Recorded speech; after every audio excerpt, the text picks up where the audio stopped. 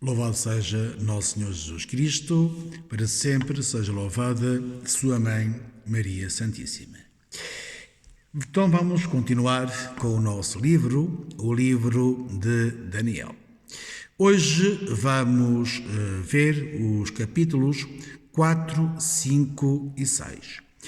Nestes 3 capítulos, o que vamos encontrar são 3 histórias. 3 histórias de 3 reis. O rei Nabucodonosor, o rei Baltasar e o rei Dario. Acima de tudo, nestas 3 histórias, destes 3 reis, o que vamos encontrar é uma caminhada. Uma caminhada onde os reis, vamos dizer, aversos à religião e ao Deus de Daniel, acaba por Deus servir-se de Daniel para a conversão daqueles 3 reis. Então vamos começar com a história no capítulo 4, a história do rei Nabucodonosor. Este rei teve um sonho. Chamou os sábios que o ajudassem a interpretar o sonho, mas ninguém conseguiu dar uma resposta ao rei. Curiosamente, o rei vai chamar Daniel. Mas é curioso a forma como o rei chama por Daniel. Não lhe chama Daniel, pelo nome dele. Vai-lhe chamar Belteshazzar.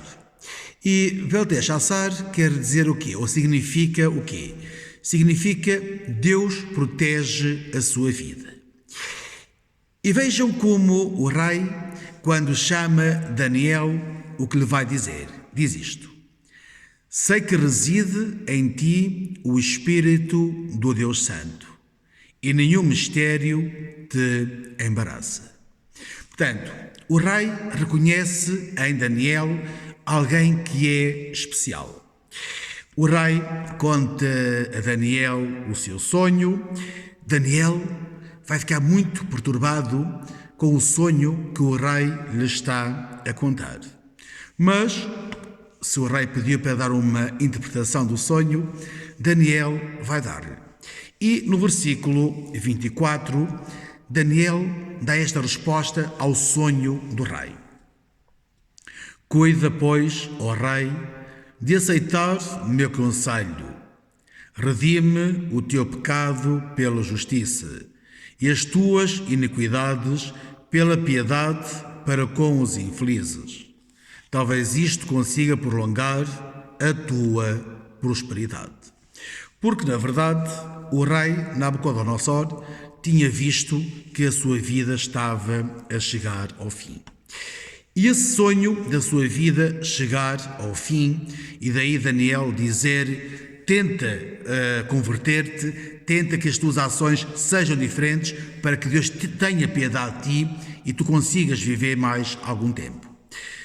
O rei Nabucodonosor acaba por falecer 12 meses depois.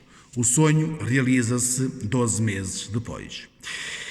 E o rei, perante esta situação de estar às portas da morte, acaba por fazer esta afirmação que vamos encontrar nos versículos 31 e 32.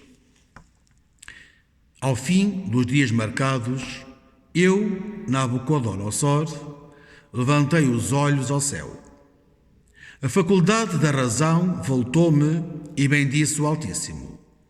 Louvava e glorificava aquele que vive eternamente, cujo domínio é eterno e cujo reino perdura de geração em geração.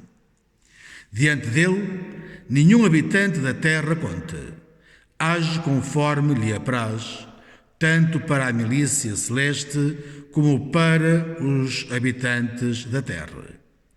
Ninguém pode agarrar-lhe a mão e dizer-lhe: que fazes? O rei acaba no final da sua vida por reconhecer este Deus, o Deus de Daniel. No capítulo 5 encontramos então a história do rei Baltasar. Este rei vai dar um banquete e durante o banquete vai acontecer uma coisa muito estranha que nos é relatado no versículo 5 do capítulo 5.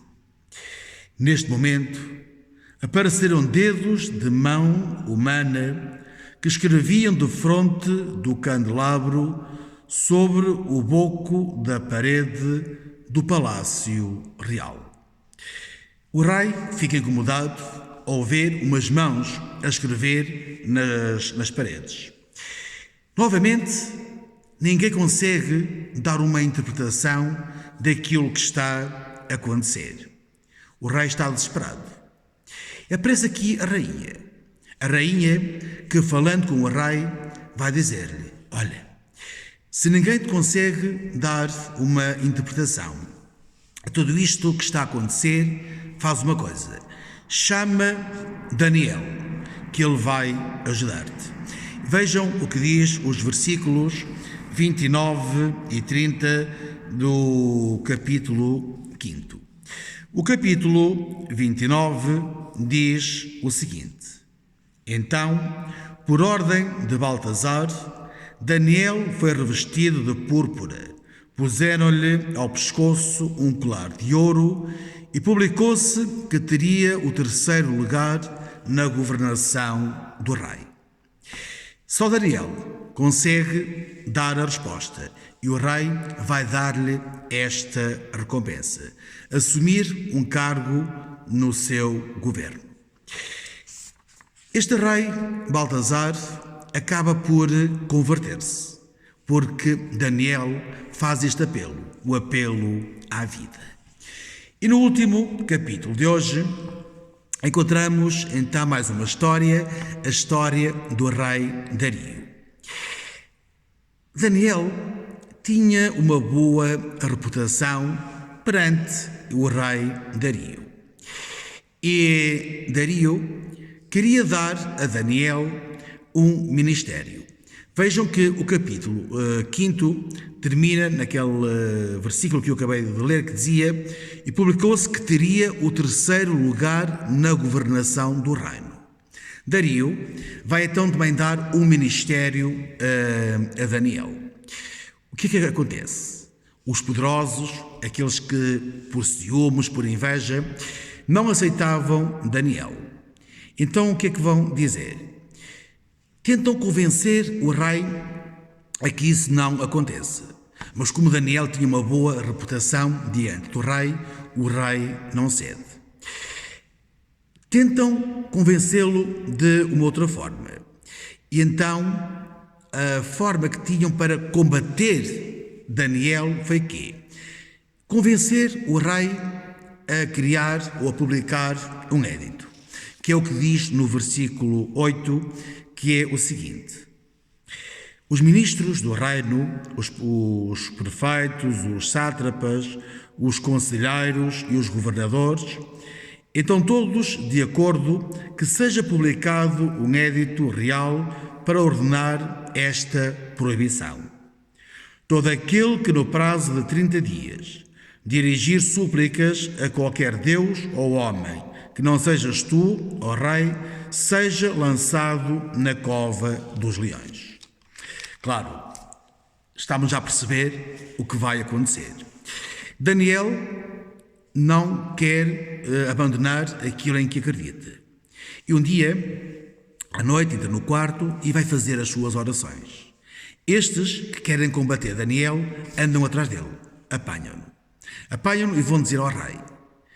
Acusado ao rei, o rei dá uma hipótese e diz: não vou fazer nada.